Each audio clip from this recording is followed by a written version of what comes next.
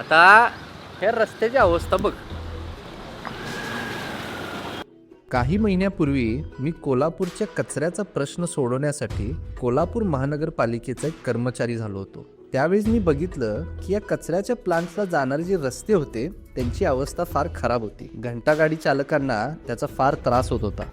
तिथून येताना गाडीचा मेंटेनन्स निघायचा, गाडी पंक्चर व्हायची. आणि एकदा गाडी पंक्चर झाली की दिवसभर त्या चिखलामुळे आम्हाला थांबायची पाळी यायची. गाडीतला कचरा त्या रस्त्यावरती पडायचा आणि ह्या सगळ्यामुळं त्या परिसरातल्या नागरिकांना सुद्धा फार अडचणी होत होत्या.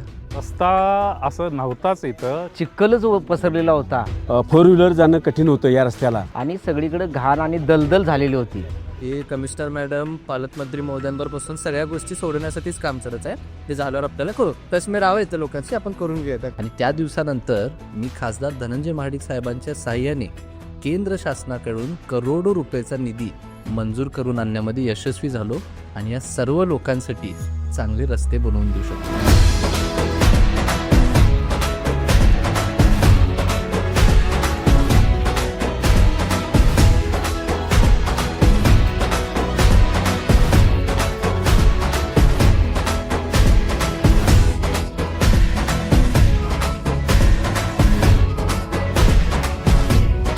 कांदा भेटून गेल्यानंतर त्यांनी जे ग्राउंड लेवलला येऊन आमच्याबरोबर बोलणं केल्यानंतर जे आमच्या समस्या जाणून घेतल्या. कृष्णराज साहेबांचा या भागामध्ये दौरा आला, प्लॅन्टला भेट दिली.